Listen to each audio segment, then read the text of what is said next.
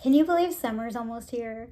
Well, I'm looking forward to it. And I personally think that summertime can be the best time for reading fun books. And if you're going on a summer vacation and you want a good book to keep you company, I have a few recommendations for you. Hi, my name is Julie. Thanks for clicking on this video. I have a unique life story because I'm a little person. I'm only 3 feet tall and I am also blind. But today we're just going to be talking about books. Now, I have one book for you today that is a Christian fiction book, and the rest of my recommendations are all just kind of fun, feel good rom-coms. So let's get into them. All of these books take place in summertime, and they have no spice and very little language. There might be a little bit of mild language in some of them. Honestly, I don't remember anything that was noteworthy in the language department, which probably means there wasn't much, because I typically notice if there's a lot of bad language in a book, I don't really like it. So I probably wouldn't have remembered it fondly if it had a lot of F words in it or something. So be warned though, there might be a little bit, but probably not much. Okay, let's get started. The first book today is our one and only Christian fiction book, and it is a romance, but it's a lot more than that. So this book is called The Roads We Follow, and it's by Nicole Deese. And Nicole is one of my favorite authors. She is awesome, and I've read most of her books. I still have a few more to read, but I love her so much, and I really want to continue and finish all the books she's ever written. Sorry, I have a hair in my face. So The Roads We Follow is part of a series, but it can be read as a standalone. This series has what they call companion novels. So that means you can read the whole series or you can just pick one of them. It doesn't really matter. It's not going to ruin your experience if you just read this one. But this book is about a family that has 3 grown daughters, and the mom in the family was a famous country music singer. And the mom wants to take the daughters with her on a summer road trip. So she buys this big RV tour bus type thing, and she hires this guy to be their driver. And there are several different layers to this story. There are a lot of different things going on. There are different family dynamics and complicated family relationships. There's a mystery that's kind of intriguing, some things that different characters are trying to figure out, and there's a lot to this story. I thought it was really fun and very sweet, and besides being funny and light, there were also some deep parts to it as well. There is a great story of family reconciliation, and there's a lot of good faith content in this book as well. Next up on our list, we have Once Upon a Royal Summer by Terry Wilson. Now, this book was published by Hallmark Publishing, so if you're not a Hallmark fan, I'm sorry, but you know what? I expected this to be uber cheesy, but it really wasn't, in my opinion. Maybe it was just where I was when I read it, but I thought it was very well done, and the cheese was minimal. It was just a sweet, feel-good story. And I think one reason I loved it is because the main character works at a theme park. It's not Disney World, it's a fictional theme park, but it's kind of similar. And she plays a princess at the theme park. And I really love theme parks, and it was just a fun, magical setting. And while she's working, she meets this man who is on vacation with his daughter, and she starts interacting with them, and eventually she finds out that this man is actually a prince in a country that's just like an obscure European country. You know how they make up countries in Hallmark movies. So it's that kind of plot, and I really enjoyed it. It's just super light and fluffy and fun, especially for a good summer read when you just want to relax and you don't want to have to stress while you're reading a book. Now, they did make a movie from this book, and I saw it and I thought it was okay, but it wasn't as good as the movie. I mean, the book, sorry. It wasn't as good as the book, in my personal opinion. But that's just me. The next book on my list is called How to Kiss Your Best Friend by Jenny Proctor. And this is the first book in the Hawthorne Brothers series. This takes place in summer, as they all do, and it is set in North Carolina in the mountains. And I loved that because it was really funny.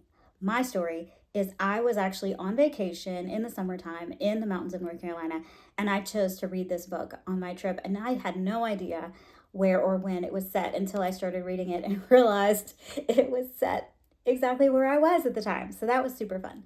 It is about a guy who is a high school teacher, and he is also a kayaking instructor, which is really fun.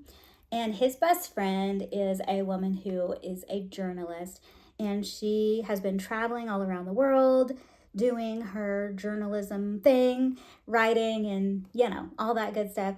And she comes home from her travels, and they've been friends for years, but after she gets home, things just kind of shift a little bit, start to change, and you kind of wonder, of course, oh, are they going to be more than friends?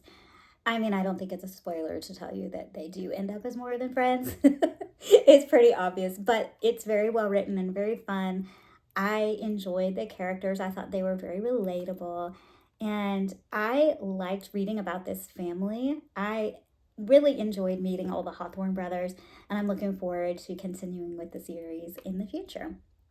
And there were some fun scenes all about kayaking. And sometimes I enjoy reading about adventurous things like that because I'm not really able to do big adventurous things in my everyday life. So it's fun to read about other people who do adventurous things like that. Next on our list, this is actually a series I'm going to talk about. There's a series called Falling for Summer, and this has 7 different books in it. They're all interconnected, but they're each written by a different author. So the cool thing is they do have some characters that kind of overlap. They sort of show up in the different books, but you don't really need to read them in order, and they can all be standalones. So you can just read whichever one you're interested in and you'll still have a great time. My 2 favorite, well, let me start by saying I've only read 5 of these so far. I have 2 more that I want to read this year, so we'll see what I think of those 2. But my 2 favorite at this point in time are One Happy Summer by Becky Monson. Now, this book was really entertaining. I laughed a lot and really enjoyed it. If you've ever seen the movie called Notting Hill, this plot is very similar to that. It's about a girl who's an actress, and something really big happens to her, and she feels the need to kind of run away and go hide out somewhere while the media storm kind of dies down and everything blows over. So she goes to this island off the coast of Florida called Sunset Harbor, and that is where all of these books take place, by the way. And it's a really cool island. From what you read about it, it's fun because there aren't any cars on this island, so everybody rides around in golf carts, and it sounds like a really fun place to visit. And I wish it were a real place, but I think it's a fictional island. But anyway, this actress goes to that island, and she's just trying to hang out, and she goes to a bookstore and she meets the guy who's running the bookstore, and they start getting to know each other, and it's just lots of fun. The writing style was really fun and enjoyable for me, and I love that there are a lot of summer activities in this book. It feels very summery. I think somebody in the reviews, as I was reading reviews on this one, they said, I feel like I can smell the sunscreen on the pages. So I thought that was cute, and I agree. The other book that I really enjoyed in this series was called Beachy Keen by Casey Stockton. And this one is about a girl who really needs some extra money. She is struggling financially for various reasons. So she ends up going to work for this guy who is very wealthy. He and his family are very wealthy financially, and they have a reputation on the island for being rich and kind of snobby. And so she goes to work for him thinking, oh, he's such a snob and I don't like him, but I'm going to work for him because he's offered to pay me money to, I forgot. I think she might have been his personal assistant or something, took care of his dry cleaning. I don't remember for sure. But anywho, she starts working for him and she actually starts to get to know him as a real person. And it was just really fun. I really like the writing style in this one. And one of my favorite parts is that the main characters have goofy nicknames for each other. And I don't know, that just made me laugh through the whole book. They have all these different nicknames they keep calling each other. One thing to note about this book is it does cover the topic of anxiety and mental health, but I thought it was done very well. One of the things that I love is there's a message in this book that basically is saying that it's okay to be vulnerable. It's okay to struggle and to need help. So I really appreciated that. All right, so these are my summer recommendations, at least for now. I hope you enjoy these if you get to read them. Let me know, have you read any of these yet? Tell me in the comments.